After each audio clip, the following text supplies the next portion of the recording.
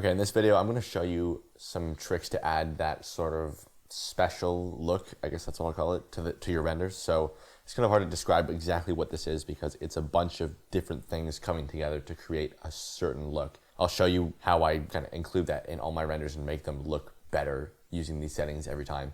So a few of these will be Photoshop tips and a few of these will be Blender tips, but let me just show you exactly what I'm talking about. So here is a render that I've just finished a few days ago, and this is the final image after all the edits I've done, all the settings turned on, the final thing. But while I was working on it, like pretty much all the way up until almost the very end, it was looking mostly like this. And so that's a pretty big difference right there if you look at that. So I'll kind of show you the last few settings that I turned on here to make this go from this to this. So a lot of the times what happens with me is I'll be working on something, looks like shit, it's like you're just making trash, and then you're not happy, and then all of a sudden at the very end you'll change like 3 settings that all of a sudden you're just like, whoa, what the hell happened, and it just blows it up and it looks crazy. So I'll show you how that happened in this one right now. First of all, before we go into Photoshop, let's look at what you can do in Blender before bringing it into Photoshop, because that's going to be the most important thing, first of all, to get it to look good in 3D. So I would say step 0 before you do anything is like work on the best render you can before worrying about any of this stuff. Just by, doing your best to create a good environment or good whatever you're making. And that's what the rest of, that's what the rest of my videos are for. If you are struggling with that, go and watch that. But once you're at a place where it's just missing something and you want to add that nice special look to it, here are some settings you can try. The first thing is volumetrics and lighting that'll always make a huge difference. So here are the volume settings. I don't remember exactly what it was, but it was something like this that I was using for most of the time I was working on this. And then at the very end, I switched it to these settings right here. And so that isn't a huge difference, but like I said, it's a bunch of small things that we're gonna do that add up together, that come together to create that certain look. And so each one on their own might not be that big of a difference, but in the end, it's gonna make everything look a lot nicer. So step 1, I guess it's not really steps, but the first thing you can try is changing your volumetric settings. So in this case, I just went from a density of 0.005. I just tripled it to 0.015. So just made it quite a bit thicker. That just brings in a bit more atmosphere, a bit more depth. And that doesn't always look good to do that. It's going to be, these settings are not going to be universal. Like you can't just apply this to yours and it's going to look immediately better. Like you might have to just change it to a different value. It might look good lower for you even. So just mess around with the density and the anisotropy and just pick a value that looks good for the thing that you're working on. And that a lot of the times can help you just enhance the image quite a lot. Okay, the next thing is this setting right here, which I haven't talked about before, which is volumetric light bounces. If you have settings like this, I would recommend just, if you want to instantly make it look better, not all the time, but sometimes it'll make it look better, click this menu right here and just check this thing right here, full global illumination. What that does, it's kind of hard to see in my viewport, but this is what it does. It just turns all of your light bounces all the way up to 32 for all of them, and also turns on reflective and refractive caustics. So you can just do that manually if you want, just go 32 for all these. The most important thing, like the biggest difference, is the volume bounces though. Like if I switch that to 0, you can see how big of a difference just even turning it up to 1 or 2 will make with, you're just kind of letting the light bounce around the volume more, I guess. I don't know exactly what's going on there, but just turning it up to past 0, which is the default, which you probably have on right now. That looks really nice a lot of the times and just helps. Like sometimes if you have, you might have had this issue where if you have a spotlight and it's shining through your volumetrics, sometimes it looks very like cone shaped and it's a very defined beam of light. It's kind of ugly to look at. So turning up this volume, like the amount of bounces, light bounces for the volume, that can just help soften out your volumetrics a little bit and make it seem a bit more natural and less like stage lighting and less just harsh spotlight type lighting. So anyways, that's there. I don't think you need to go up to 32, but full global illumination is just the preset I choose here sometimes. And that'll also, again, turn on reflective and refractive caustics. So you can see refractive or reflective rather caustics. Doesn't make a huge difference, but it does make a small difference. And it's just, when light bounces off of this thing here, it's just spreading throughout the environment a little bit nicer. And again, all those little things are going to come together to create a much nicer image in the end. But again, it's just small things coming together. There is a big thing I'll show you in a second, which is the camera raw filter. But yeah, that's in Blender. Those are the things I kind of forget about to the very end. And then when I check those, it just makes everything look a lot better most of the time. Not always, but most of the time. By the way, if I know I'm like talking about this, I haven't even mentioned like the pile of like dead skeleton guys here. If you want another video on this, I can do a tutorial on that. It's just like a model I bought and then just put skeletons around. It's not anything crazy, but if you want a video on that, I can do it. Okay, so that's it for tips in Blender. Let's move to Photoshop. Okay, so yeah, you can see straight away. Yeah, so let's just look at the beginning here and look at what happened. So I'll go through layer by layer and kind of show you what went into creating that final look of this image. So the first thing, this is just that exact same thing I showed you straight out of Blender. And the first thing I usually do is create this effect right here, which is, some people call it the Orton effect. Some people call it the glare node in Blender. Like you can do it with the glare node, I guess. I just call it adding a blur layer or a glow layer. I don't know. It doesn't really matter what you call it. The point is, this glow type effect, the way you do this in Photoshop is you just take the background layer, you duplicate it, and then you blur it, and then you change the blending mode over to screen or lighten. And I'll show you what that looks like here. So you just go filter, blur, this one, Gaussian, I don't know how you say that. I should know, but anyways, pick a value that's like something like this amount of blur. The number is going to be different depending on your render, but something like that. And then what we want to do is we have the original underneath it. What you want to do is just switch the blending mode over to screen or lighten. Sometimes lighten looks cool, but most of the time screen will look better.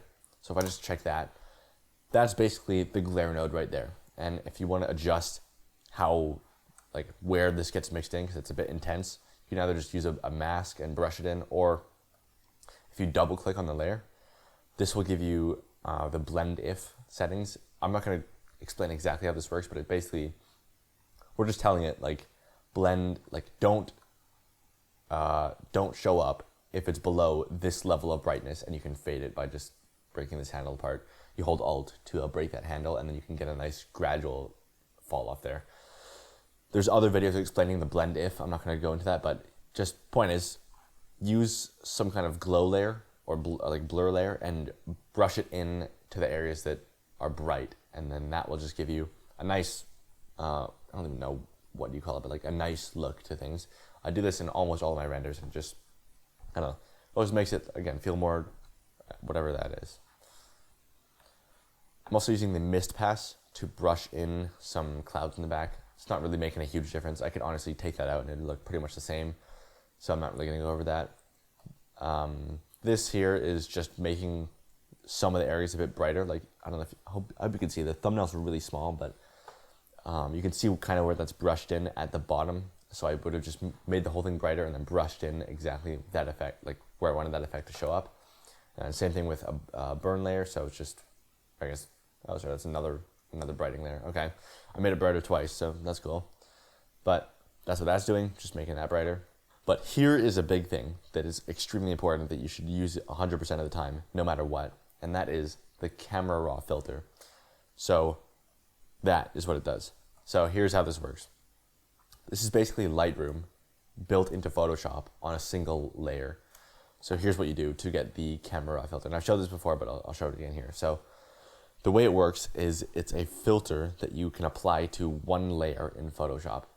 So that's obviously a problem here. We have a bunch of layers that I want to apply it to. So the way you get it to only apply to one layer is just duplicate all the layers you have already created, merge them all into one single layer, and then apply it to that layer. And that way you won't, you can go back at any time and adjust things as you need. It's not a destructive workflow.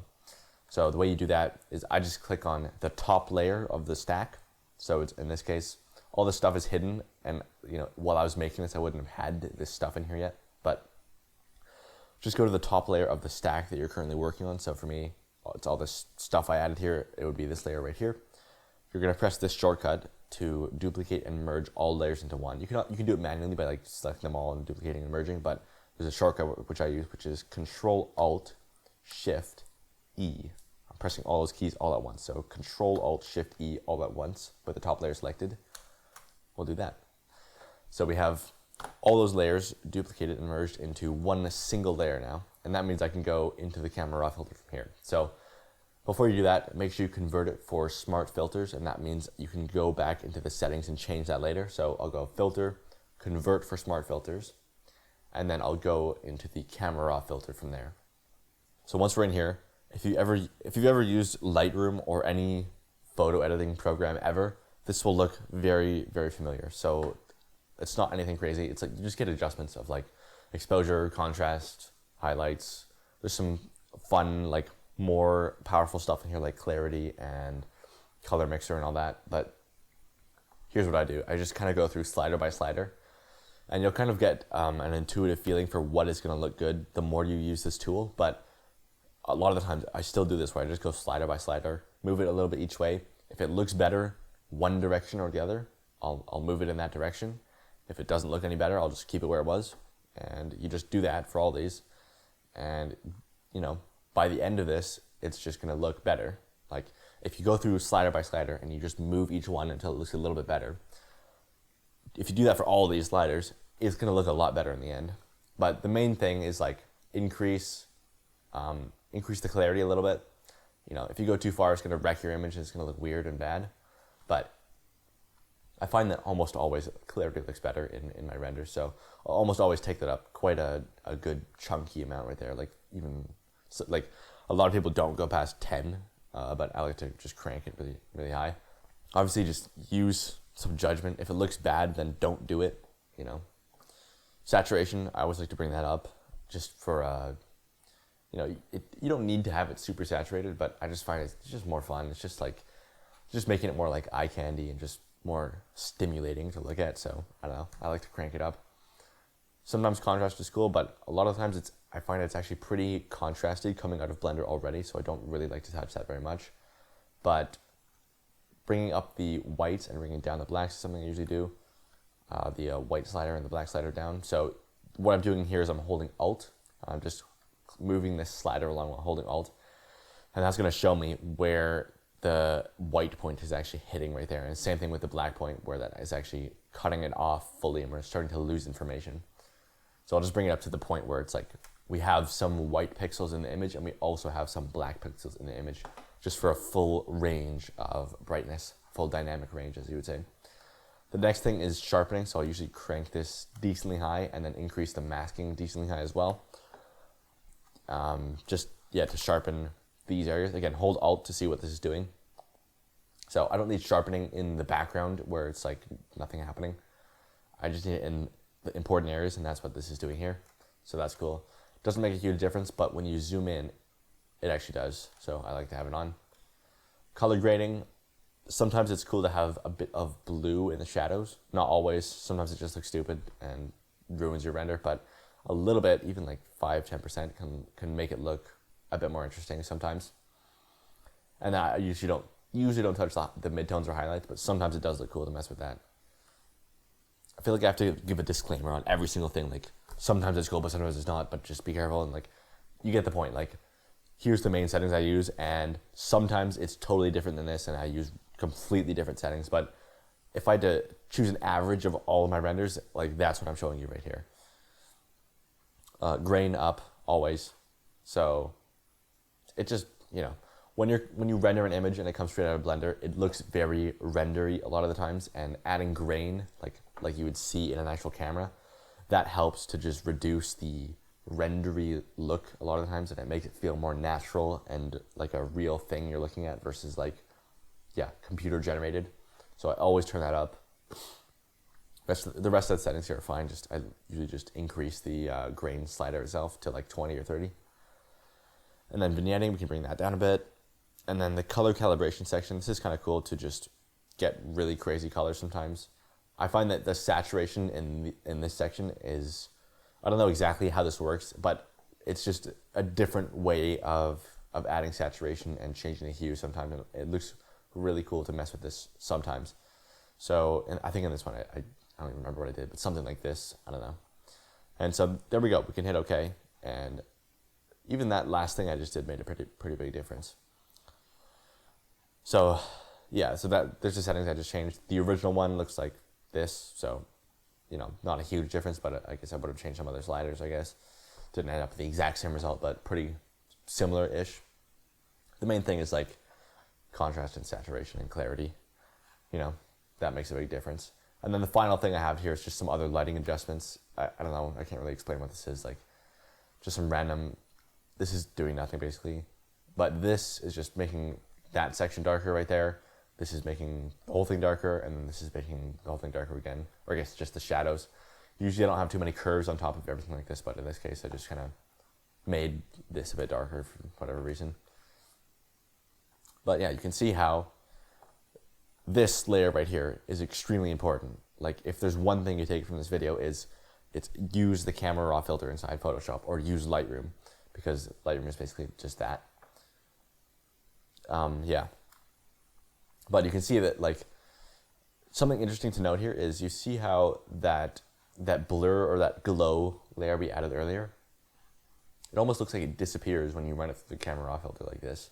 The only thing I can say about that is it's like if you don't do that blur layer and then you use the camera raw filter, it looks different. Like if you go and try that, you'll get a different result, and it just doesn't look the same. So I would imagine it's the same thing with the volumetrics and the settings I changed in Blender and the reflective caustics and all that stuff. It all comes together, and the camera raw filter, all it does is, you know, we're not adding anything new here. We're just bringing out all of the existing elements that we've already added. We're bringing that out and we're extracting it really hard out of the image. That's what the camera raw filter is. And so if you have flaws in the image and you run it through here and you just smash it, it's going to bring out those flaws. So that's why it's very important to get it to look good in Blender before running it through this, because it's just going to accentuate whatever we've made before this. So that's why I spent a bit of time going over all the stuff before that filter. Yeah, hopefully that like gives you some ideas of some things you could try to just take your renders and like bring them to that next level and get that special kind of look. Guys, if you want to go really in depth into my process of creating environments, and you also want asset packs of a bunch of 3D models that I use, definitely go and check out the course I have linked below. Almost, I think over 300 people have joined by now, which is crazy. So if you want to be part of that group, join the Discord, it's in there. And if you're scared to try it, there's a money back guarantee, so you can literally just buy it, go through the entire course. If you don't like it at the very end, after a month, you can still refund it and just get all your money back. So there's pretty much no reason not to do it. Anyways, that's there if you want to go check it out, and hopefully that video was useful, and yeah, go make some cool shit. I'll see you in some other video. Bye.